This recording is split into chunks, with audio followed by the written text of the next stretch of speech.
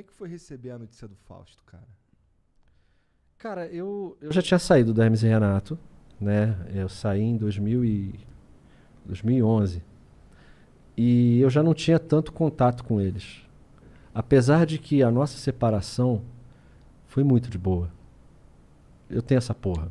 Né? Depois de você conviver tantos anos com um grupo, como que eu vou sair tretado, cara? Por causa desses caras eu tô aqui falando contigo, sabe? Então a forma que eu saí do Hermes e Renato foi hiper de boa. Eu falei, cara, eu não aguento mais fazer esse programa. Quero Legendários.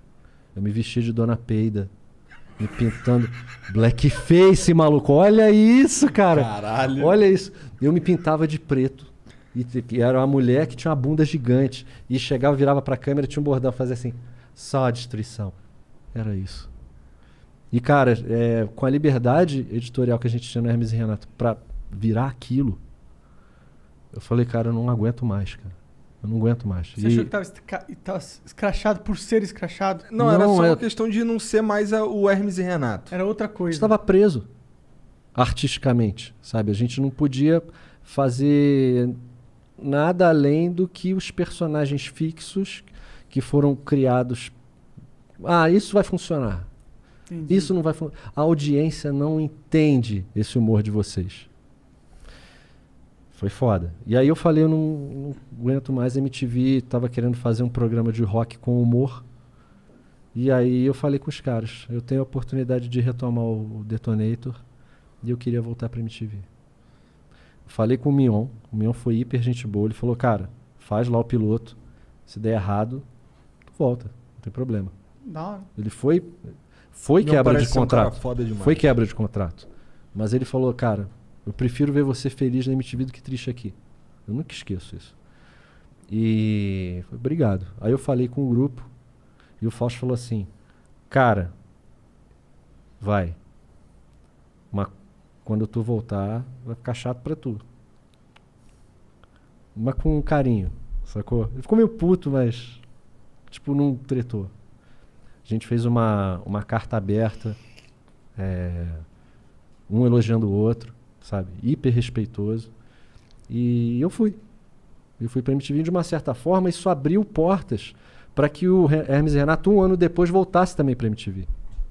Mas lá, né? eles voltaram e ficaram mais uma temporada. Você que voltou. Não, foi muito legal, porque eu encontrava com eles e... Fala, beleza, beleza. Sabe? Sempre foi respeitoso. A gente nunca trocou farpa. Sabe? Até não tinha porquê, eu convivi tantos anos com o cara. Tinha uma gratidão no coração. Era uma gratidão meio mútua, assim. Tanto que, hoje em dia, eu sou tipo um D'Artagnan do Hermes e Renato. Né? Tem os Três Mosqueteiros, e aí tu tem o D'Artagnan, lá. que é o cara que aparece. E hoje em dia eu trabalho com o Hermes e Renato tanto nos shows do Massacration quanto na peça do Hermes e Renato. Esse projeto que a gente está fazendo, o curso online do Massacration, a gente trabalha juntos. Que vai deixar tua banda milionária. Bilionário. O milionário do passado, hoje em dia. E aí, cara, a gente ficou um pouco afastado, mas a gente sempre se encontrava com carinho. E quando o Fausto morreu, cara, foi uma coisa surreal. Porque eu sempre achei o Fausto um cara mal-humorado. Eu achava que o Fausto era mal-humorado. Eu até pesquisei uma doença chamada distimia, que é a doença do mau humor crônico. Nunca que eu imaginei que o Fausto tinha depressão crônica, sabe? Então, eu achava o Fausto meio ranzinza, assim. Ele era o líder do grupo, mas ele era meio Rich Blackmore, do Deep Purple. Deep Purple, o Rich Blackmore era um cara, o líder do grupo, mas ele era meio ranzinza, assim. E o Fausto era assim. Ele liderava o grupo, mas ele era meio desconfiadão, assim. E eu achava que era isso, cara. E é uma coisa que serviu até para orientar muitas pessoas a respeito da depressão. Sabe? A gente nunca imaginaria que um líder intelectual de um grupo tivesse depressão. A gente pensava, erroneamente, que o cara que tem depressão é o cara que não consegue levantar da cama. Mas não é isso. É o cara que tem uma vida totalmente normal, mas ele tem uma tristeza profunda que ele não sabe por quê. E ele busca... Tiveram shows do Massacration, assim, absurdos, tipo, abriu pro rock, que foi o apogeu do Massacration. Depois daquele show, a DEC veio pra gente, pelo amor de Deus, faz um disco.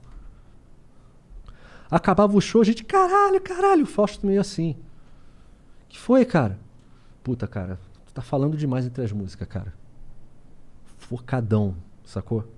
Parecia que ele não se dava a liberdade de curtir o momento. Ele tava sempre muito perfeccionista, sabe? E eu não sei se isso fazia parte, sabe? E isso, na época, eu não entendi isso. Eu pensava que o Fausto não gostava de mim, cara. Caralho. Porque ele falava aquelas coisas. Pô, cara, mas a gente fez um show do cara. Cara, mas tenta falar menos. Não, pô, o cara não vai com a minha cara, bicho. Sabe? Isso me deu uma nóia, assim. Isso foi um dos motivos que eu saí do Hermes e Renato também. Tipo, cara, acho que o Fausto não gosta de mim. Que viagem. E quando o Fausto morreu e a gente teve a noção que era depressão, eu fiquei arrasado, cara. Porque eu pensei, caralho. Não é que ele não gostava de mim. É que o cara Era- tinha problema. É. E isso me trouxe um turbilhão de sentimentos muito esquisito, sabe? Teve uma vez que, porra, todo mundo sabe o quanto que eu sou fã do André Matos. Pra mim, o cara era um ídolo no Brasil. Pra mim também. E aí teve um show do Xamã que era um festival, acho que era o Abre pro Rock mesmo. O Xamã tava tocando no mesmo dia que o Massacration. E a gente foi no avião. E eu já era conhecido do André. O André falou, canta comigo, a Pride, que é a música do Xamã. Fiquei maluco, né? Teve o show do Massacration, não sei o quê. Aí na hora que eu ia cantar com o Xamã, eu falei, Fausto, eu vou cantar com o Xamã, cara. Ele, por quê? O Xamã, caralho. Pô. Ele ficou emburrado. Eu falei, o que foi, cara? Ah, cara, eu não sei o que tu quer, cara. Pô, tu já tem uma Massacration aí, já canta aí. Porra, fica cantando aí, cara. Já tem uma Massacration que é do caralho, sei o quê. Será que ele tinha medo de perder? Eu não sei, cara. Deu uma noia no cara que, sei lá, talvez ele pensou que eu ia querer seguir carreira solo. sei É, lá. parece pela que você tá escrevendo. E aí eu falei, pô, não vou. Caralho. Era o sonho da minha vida cantar com o André Matos, cara. Isso me trouxe sequelas profundas.